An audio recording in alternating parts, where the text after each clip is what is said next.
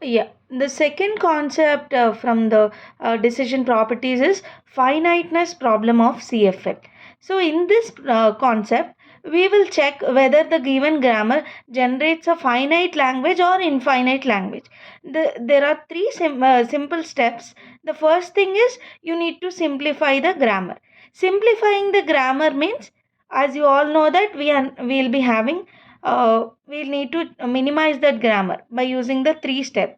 Firstly, we need to eliminate all the null productions. The second one is eliminate all the unit productions, and the third one is eliminating all the unit useless productions.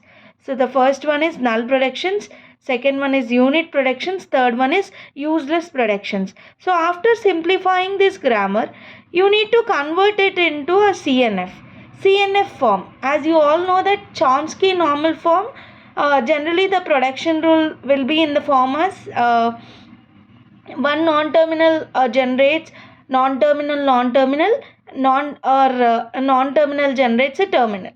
After that you need to construct a CNF graph. If the graph contains the loop or a cycle, then we can say that the grammar generates an infinite language. If it does not contains any loop, then we can say that the grammar is finite, generates a finite language. So for example, if you see here, S gives AB, A gives BC or small a, B gives CC or B, C gives small a. Firstly, we need to identify the null productions. As you all know that if there is an epsilon here present in the production rules, then we can say that it is a null production. But if we see the example, we don't have an epsilon production, so there is no need to eliminate that as it is not there. The second one is unit production. As you all know that unit production is in the form as non-terminal generate non-terminal, right? Non-terminal generates a non-terminal. But if you see the production rules, there are no unit productions. So leave it. The third one is you need to check for the useless productions. So for that, go with the start symbol A, B.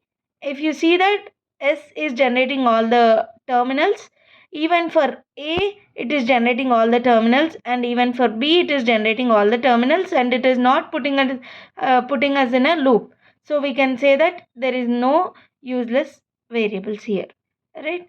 So as it is already simplified, so there is no need to simplify it again. It is not having any null predictions, unit predictions, and useless predictions. The next thing we need to see is whether it is in a CNF form or not. As you all know that the CNF form means either it should be a non-terminal generating a non-terminal or a non-terminal generating a terminal. So the first production rule is generates A, B. S is a non-terminal, A and B are also non-terminal. So this comes under the first rule. The second production is A generates BC. B is non-terminal and C is also non-terminal. So it comes under the first one. And A generates A, small a. It is a terminal. So this comes under the second rule. B generates capital C, capital C. It is the first. It comes under the first CNF rule. B generates small b. It comes under the second CNF rule. C generates small a. It is also second rule.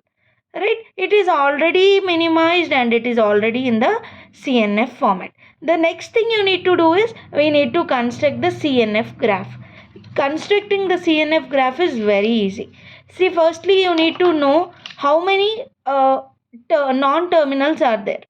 See, generally we have S, A, B, C. Right as it is S, A, B, and C. Alright. The first thing S derives. See here, S derives AB. That means S is deriving A and S is deriving B also. So I've just kept the arrows like this. The second one is A derives BC. A derives BC. A derives B and C. The third production rule we have is I'm just checking out the non-terminals only. right? B derives capital C, capital C. As there are only two C's, we will generally take it as 1. Okay, right. This is the graph. Yeah. So it is very simple. This is our CNF graph. So firstly, we need to see the rank. Okay. After calculating the rank, like generally, if you want to see now only, you can just see if there is any loop or not. It is not having any loop, right? See if it is going to SAB, it is stopping there. No loop. See, since we have no loop in this, so we can say that this grammar will generate a finite language.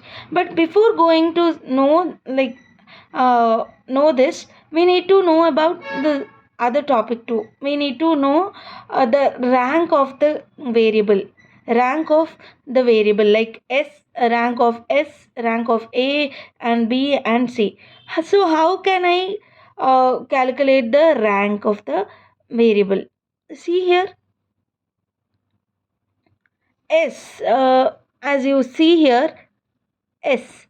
The rank of the variable is the length of the longest path in the CNF graph starting from the variable. If you see here, S can travel to S to A to B, B to C. So how many variables it is traveling? S to A is 1, A to B is 2 and B to C is 3. So it is traveling 3. So the rank of the S is 3.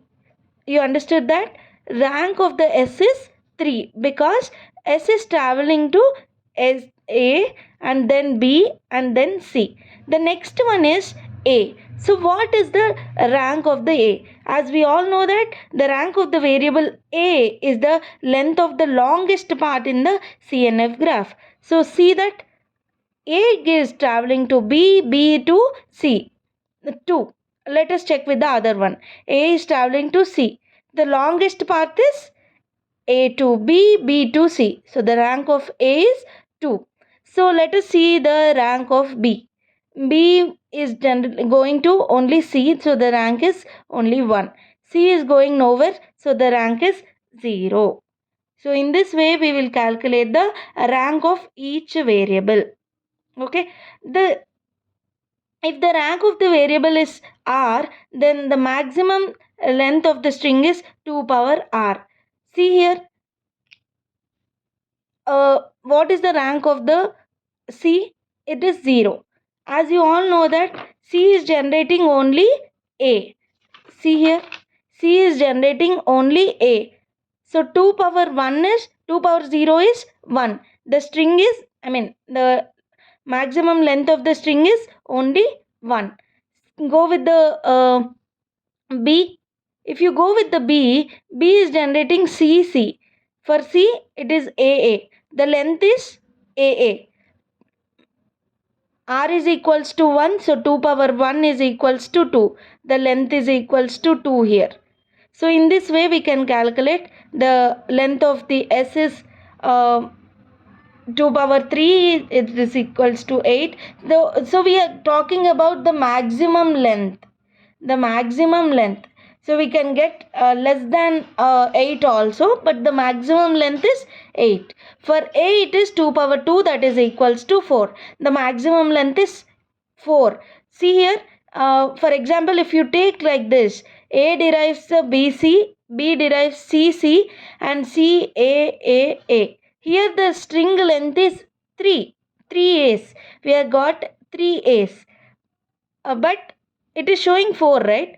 So this 4 determines the maximum length of the string. So it can be less than 4 also. Okay.